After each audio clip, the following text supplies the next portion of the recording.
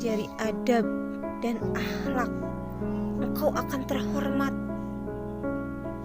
Anakku, kehormatanmu dan kemuliaanmu itu bukan karena engkau memiliki status sosial yang tinggi atau keturunan darah biru, tapi kehormatan dan kemuliaanmu itu dilihat dari adab dan akhlak yang engkau punyai.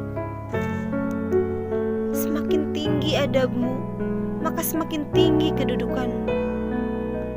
Anakku, jika engkau hanya sekedar mencari ilmu pengetahuan, maka di Google itu terkadang lebih cerdas dan lebih tahu banyak dari kita. Namun, yang namanya adab, takwa, ikhlas adalah hal mahal karena Google, YouTube tak memiliki semua itu. Anakku, apakah engkau tahu beda antara musibah dan adab? Musibah itu semakin lama waktunya, insya Allah semakin terasa mengecil. Sementara adab itu semakin banyak pada diri seseorang, maka orang itu semakin mulia. Musibah memiliki usia, krisis mempunyai umur, sementara adab akan selalu dikenang.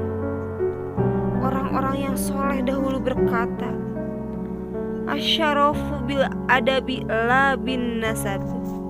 Kemuliaan itu dengan adab, bukan karena keturunan. Bunda teringat dengan kisah sahabat Abu Dzar dan budaknya. Ia memiliki adab dan akhlak kepada budaknya. Karena itu, ia menjadi terhormat. Nah, kisah lengkapnya berikut ini. Pada suatu hari, sahabat Abu Dzar mengenakan perhiasan yang sama dengan perhiasan yang dipakai oleh budaknya. Seseorang bertanya, "Wahai Abu Dzar, mengapa kamu memakai perhiasan yang sama dengan budakmu? Bukankah itu terhina bagi majikan?"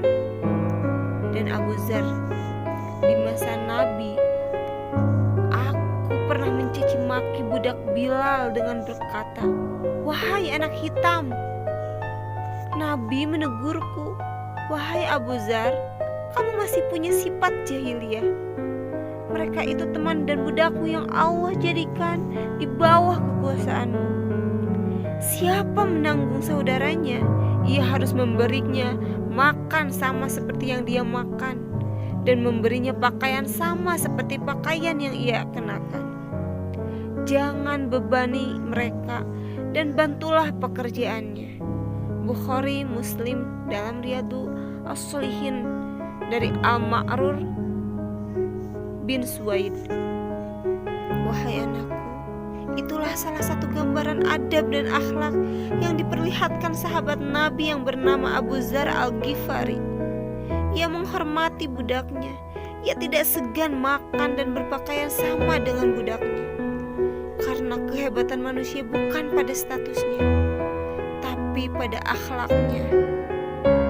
Anak-anakku, adab itu tidak datang dengan sendirinya, tapi ia harus dipelajari seperti engkau butuh kepada makanan dan minuman. Pelajarilah ia, lalu praktikanlah dalam kehidupanmu sehari-hari. Dengan begitu engkau akan dipandang terhormat oleh manusia. Jangan pernah remehkan akhlak baik walaupun kecil, karena bisa saja seorang masuk surga bukan karena puasa sunnahnya atau panjang sholat malamnya, tapi bisa jadi karena akhlak baiknya kepada manusia. Bukankah Nabi Muhammad pernah melihat laki-laki sederhana bolak-balik menikmati indahnya surga? Saat ditanya amal besar apa yang dia kerjakan saat di dunia, ternyata laki-laki itu pernah menyingkirkan pohon melintang yang halangi jalan para pejalan. Mereka pun bisa lewat dan laki-laki itu meraih maghfirah Allah. Muslim dari Abu Hurairah.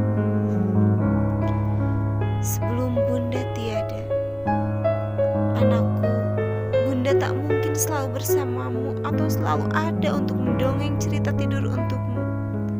Tapi nasihat-nasihat terbaik Bunda tentang hidup akan selalu menyertaimu di setiap langkah-langkah kakimu.